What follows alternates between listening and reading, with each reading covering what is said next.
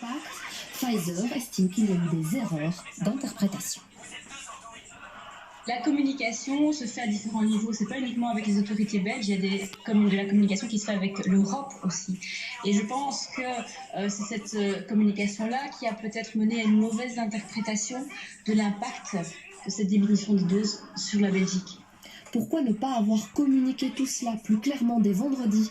La firme pharmaceutique se défend, elle travaille dans l'urgence et dans un but, celui d'augmenter les capacités de production. Elle promet d'y parvenir dès le deuxième trimestre. Et notez que demain, le vice-premier ministre écolo, Georges Gilquinet, sera l'invité de Thomas Gadissiot en radio, juste avant de participer au comité ministériel restreint qui doit faire le point sur la situation sanitaire. Dans l'actualité également, ce changement longtemps demandé par les navetteurs et qui sera effectif à Bruxelles et en périphérie. Qui propose ce ticket unique à tarif commun pour voyager à Bruxelles et dans sa périphérie. Pour 3 € le voyage, le Brupass XL permettra de monter dans un train, ensuite dans un bus, un tram ou un métro, peu importe l'ordre, dans un périmètre élargi de 11 km et demi autour des 19 communes bruxelloises. La zone desservira pas moins de 52 gares et 2800 arrêts de tram, bus et métro. Et l'un des objectifs, on imagine, c'est de désengorger Bruxelles de ce convoi-là, de ces voitures.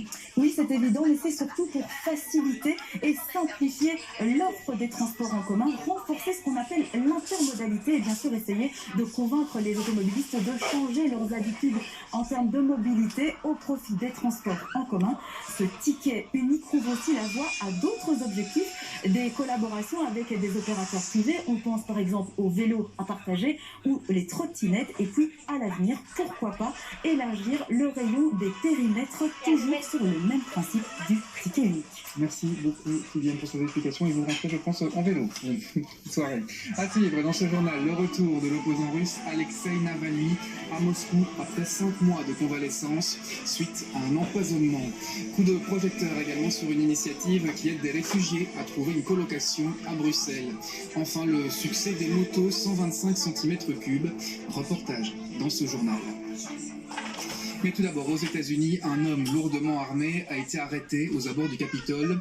Il était muni d'une fausse accréditation pour la cérémonie d'investiture de Joe Biden, qui doit avoir lieu mercredi. L'homme a été libéré depuis, mais c'est un exemple de plus de la tension et des craintes qui entourent le passage de témoins entre Donald Trump et son successeur. On va d'ailleurs rejoindre à Washington Mehdi Kelfat. Mehdi, vous êtes arrivé hier soir et vous avez découvert une ville littéralement en état de siège.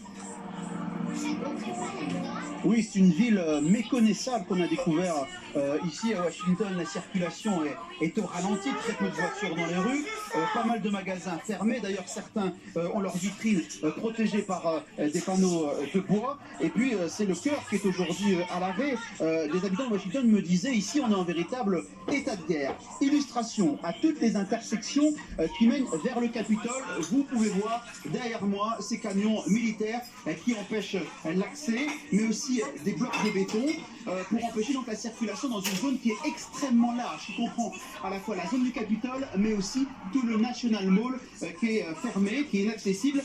Partout, il faut littéralement montrer pas de